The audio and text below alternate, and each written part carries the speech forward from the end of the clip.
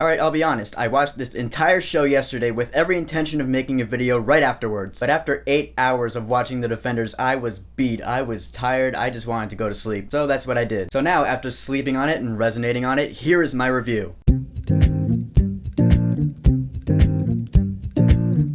Marvel's The Defenders. So The Defenders is the culmination of all those Marvel Netflix shows. We've had Daredevil, Jessica Jones, Luke Cage, and Iron Fist. They're all gonna team up together and take out the evil organization known as the Hand, which is pretty much the League of Assassins from Batman or Arrow, except they're led by 5 people instead of 1 guy. And this is gonna be spoiler free, don't worry about that. The only spoiler I'm gonna give you is that this show is really good. Oh yeah, The Defenders is fucking awesome! First off, I'll start by saying that the show is a slow burn, as I predicted it would be, because all these Marvel Netflix shows are slow burns really. It is really one big 8-hour-long movie with a TV budget, because it's meant for binge watching, because that's what Netflix is. But I like how it starts out. The first few episodes are, like, they're each separate stories. The Defenders, the main characters, don't really meet with each other until, like, the end of the 3rd episode, but I like seeing each of their separate stories, because at the end of their respective seasons, they're not all in the same place, they're not all in New York City, so, like, the show had to come up with a good reason to bring them all together in New York in a not forced kind of way. And I really love how all these characters are portrayed. I think all 4 of these Defenders were perfectly cast. Charlie Cox kicks ass as Matthew Murdock / Daredevil. Funny part is he's the only Defender who actually has like a full battle suit. So the other 3 are like, yeah,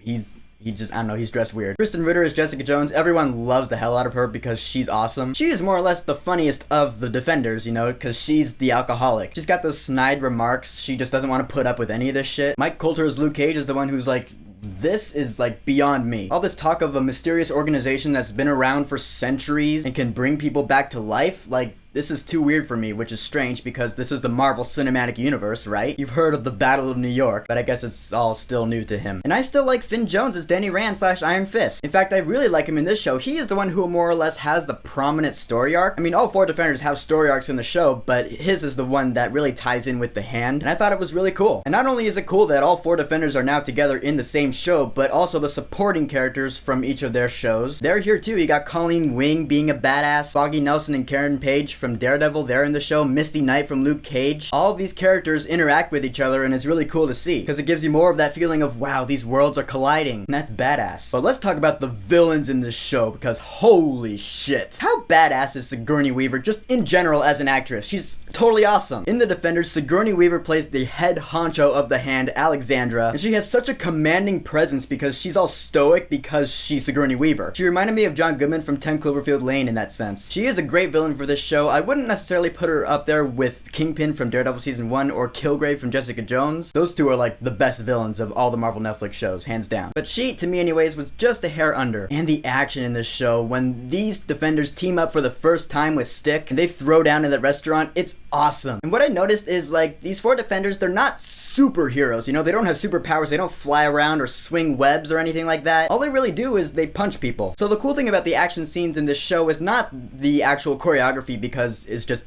dudes hitting dudes. It's the fact that it's these 4 characters meeting up for the first time and kicking ass together. That's what makes it cool. I mean, there is some kick-ass action in the show, don't get me wrong. Some of the hits were really hard, some of the fights got really violent. I mean, some ninjas are fighting with swords and shit. I'm like, ooh yeah, this is gonna get really brutal. Hands and heads get cut off, Game of Thrones style. It's awesome. But really, it's nothing you haven't seen before. And like all these other Marvel Netflix shows, there are some boring parts, there are some scenes where it really slows down, at least in my opinion. You know, like there's some downtime, a couple of characters talking about business and stuff. I'm like, alright, come on, can we get to the cool action, the actual Defender shit? I'm just saying. And the score was done by John Pisano, who did the music for Daredevil, and it was okay. I wouldn't say it was as good as Daredevil's score or Jessica Jones or Luke Cage. Those shows had awesome scores. My favorite was Jessica Jones personally, but the Defenders, I mean, the opening sequence, I like the animation in the opening sequence, it was really cool, but music-wise, it's okay. It wasn't bad. It was okay. But in the end, The Defenders is a kick-ass Marvel Netflix show. You gotta watch it if you're a Marvel fan, if you haven't already. It's really easy to just take a day off and just watch all 8 episodes in 8 hours. That's what I did yesterday. And stick around after the credits of the last episode, because there is a little post-credits thing. I'm not gonna say what it is, but it got me pretty fucking excited. I love the characters in The Defenders. I love the dialogue. I love the action sequences. By the end of the show, I was completely satisfied, and I think you will be too. So Marvel's The Defenders on Netflix. Have you watched it? What did you think about it? And who is your favorite Defender? Whoever it is, go ahead and leave a comment. And